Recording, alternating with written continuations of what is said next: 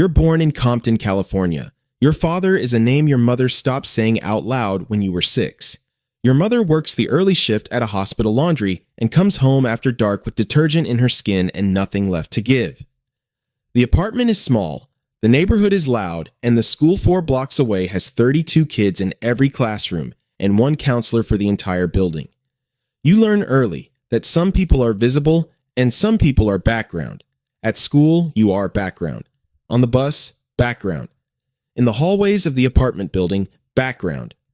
The men on the corner on Oleander are not background. They have weight. They take up space the way space is supposed to be taken up. One of them has been watching you walk home for 2 weeks. He knows what he's looking at. You're about to find out what that means. He finds you 3 days later. Same corner, same hour, like he scheduled it around your routine because he had been studying your routine. His name is Darius. He's 24, which feels like a different country from where you're standing. He wears a clean white shirt despite the heat, red laces in his Jordans, and he holds himself with a stillness that your body reads as safety before your mind has processed why. He smells faintly of cedar. He is unhurried in a way that only comes from never having to hurry. He doesn't pitch you anything. He asks what you want, not what you want to be someday, what you actually want right now from your actual life. Nobody has asked you that before. You stand there for a moment. That pause is the only answer he needs. He knows about your father. He knows which window is yours. He knows you got suspended in March for something that wasn't entirely your fault, and that nobody came to the school afterward to sort it out. He has been watching the way you move through this block, how you clock everything, absorb everything, say nothing. He tells you that's a skill. He says it the way someone says it when they intend to use it. Everybody here got the same story as you, he says. Not one of us had somebody show up. He doesn't call it a gang. He uses words like family, protection, consistency, 3 words your life has contained none of, reliably. He tells you where to be Saturday night and what time. Then he walks away without checking if you're going to show up. He already knows. You go home. You sit on the edge of the mattress in the dark and you think about the way he said your name. You show up. The first week, you don't touch anything. You stand where you're told to stand and watch who comes and who goes. You learn names without asking for them. You learn which men are addressed first in a room and which ones wait, and you understand that the distance between those 2 positions is the only map that matters here. The corner on Oleander runs 6 in the evening to 2 in the morning. Your job is to be a pair of eyes that doesn't blink at the wrong time. That is the entire job description. You are not a blood. You are an audition. You run. You carry. You fetch food and relay messages and stand on cold pavement for 3 hours without being told why. When a senior member walks past without acknowledging you exist, you do not acknowledge that this has happened. You file it with everything else you've been filing. He's a recruit named Tyrese. I've been around 2 weeks longer than you. Talks back to an older member over something small. Account off by $11. The older member doesn't raise his voice. He doesn't touch Tyrese. He just looks at him for a long moment and then looks away. Tyrese is not there the following day. His name is not mentioned again. You file that too. For 6 weeks, you make nothing. You sleep on a couch in a house where the kitchen smells like cigarettes and old carpet, and you eat what's put in front of you without commenting on it. Then, one evening, Darius looks across the corner and says a name out loud. Not your government name, something else. Something that belongs to this block and nowhere else. You answer to it without thinking. A senior member named Marcus hands you a phone number, an address 4 blocks east, and a time. Saturday, 11 at night. He tells you the amount that should be in the envelope when you bring it back. He does not explain what you're collecting or from who. That information is not part of the handoff. The man you're going to see runs a small gambling operation out of a converted garage on Spruce. He knows you're coming. He counts the bills himself, rubber bands them at exactly the right number, and extends the envelope without meeting your eyes. His hands are steady, so are yours. You note this about yourself on the walk back, the way you'd note the temperature. The money moves in one direction. You collect, you hand everything to Marcus. Marcus takes his cut and passes the remainder upward. What comes back to you is $60. Exact. Non-negotiable. The set has people whose job it is to know what every source should produce in a given week. A short count is never an accident. It's a statement. Statements here don't receive responses. They receive consequences, and the consequences are not the kind that come with any warning. This isn't crime. It's infrastructure. The real business is not the violence. The violence is what makes everything else function.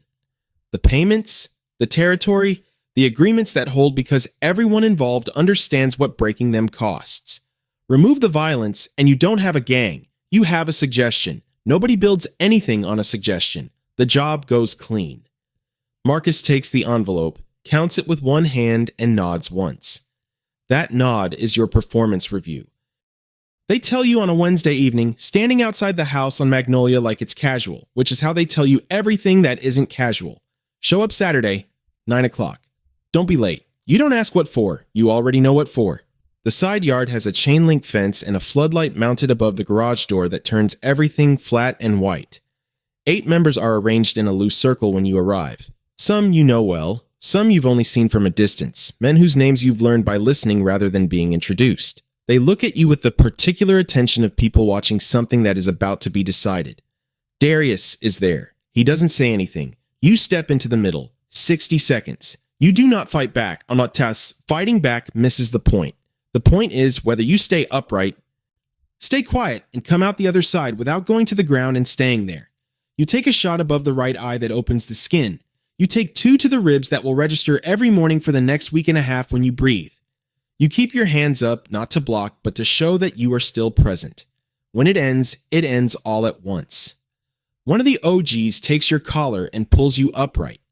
He looks at your face for a moment, the way someone looks at a weld they're checking for integrity. Then he nods. You're blood now. Someone presses a cloth against your eye. Someone else hands you water. The same men stand around you like this was always where it was going, because it was. For the first time in your life, the pain feels like it belongs to something larger than you.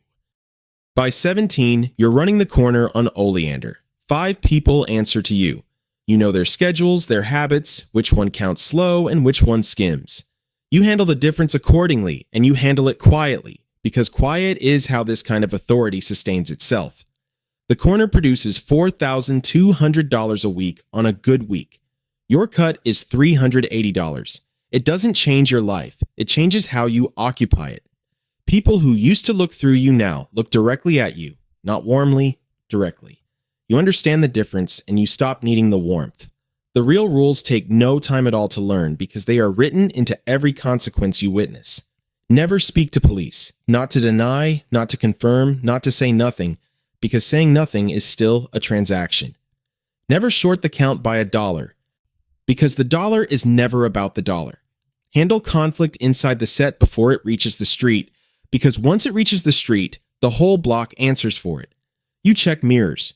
You choose seats with your back to the wall. You memorize exits in every room you spend more than 5 minutes in. You tell yourself this is discipline. In this context, there is no other word for it. You start sending money to your mother. Cash tucked into a card, no return address, postmarked from a neighborhood that isn't yours. She calls your cousin, worried, asking where it might be coming from. You hear about the call secondhand. She deposits the money anyway. There is a version of yourself you used to be able to picture clearly. The one who is going to have a different kind of life. Each month, that picture gets a little harder to bring into focus. It happens on a Tuesday in October. That detail stays with you because nothing about Tuesday in October should have been the kind of night that changes things permanently. A dispute with a rival set over a corner 2 streets east had been building for 6 weeks. Words first, then a broken windshield, then silence that felt like pressure accumulating behind a wall. You made a decision. You told 2 members of your crew to handle it, to make it clear. That's the language you used. Handle it, make it clear. You didn't specify further because not specifying felt, at the time, like keeping distance between yourself and the outcome. One of them came back with an explanation. The other didn't come back for 3 days. A 19-year-old from the rival set was shot twice on Spruce Avenue at 11 p.m.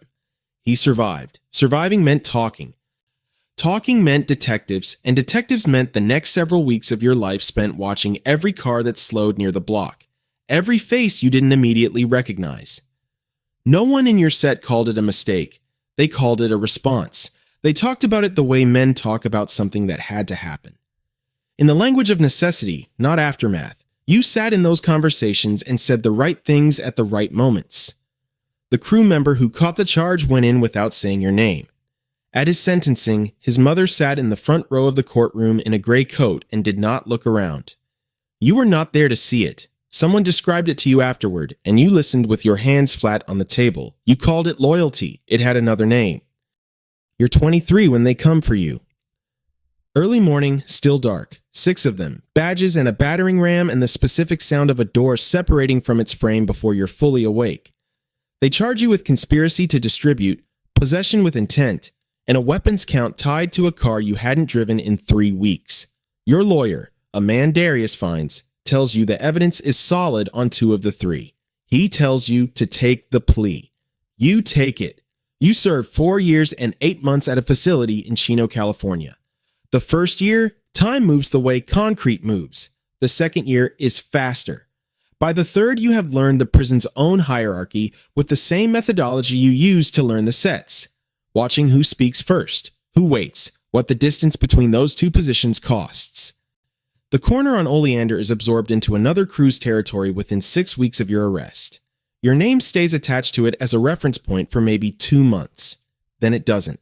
Of the 5 who answered to you, 2 are dead before you're released. 1 is still inside on a separate charge. 1 has a warehouse job in Fontana and doesn't pick up numbers he doesn't recognize.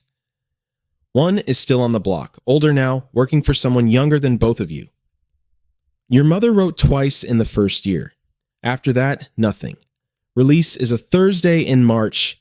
The air outside smells like cut grass and car exhaust, and for about 30 seconds, that combination is the best thing you've experienced in years. Then it passes. You have $200 in gate money, 3 changes of clothes, and a record that will walk into every room ahead of you for the rest of your life. You're 29 now. You rent a room in a house in Inglewood. 2 bus transfers from Oleander.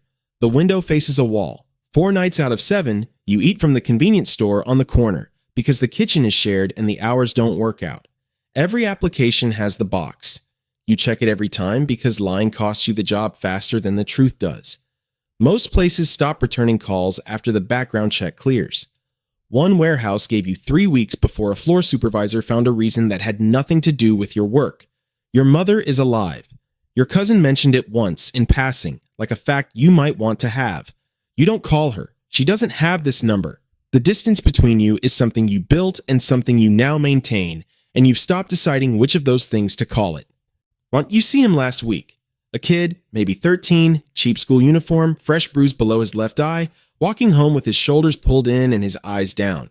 The exact posture you spent 2 years perfecting at his age. On the opposite corner, a man in a clean shirt watches him with the patient attention of someone who has already done the arithmetic. A black sedan idles at the curb. You could cross the street. You don't. You know what you would say, and you know it wouldn't land because at 13 you were not looking for information. You were looking for someone to see you. That's the whole architecture of it. That's the only thing that ever needed to be true. The Bloods don't run on loyalty. They run on loneliness. Every recruit is a kid who felt invisible until someone finally looked directly at him. That's the offer. That's the trap. You spend your whole life looking for a family, and when you find one, the membership fee is everything you are and everything you were ever going to be. That's a wrap for today. The story you just heard is fiction, but the gangs are real. The kids are real. And somewhere in Los Angeles right now, a 13-year-old with nowhere better to be is being watched by someone who already knows his name. If this one stayed with you, drop a comment, subscribe for more.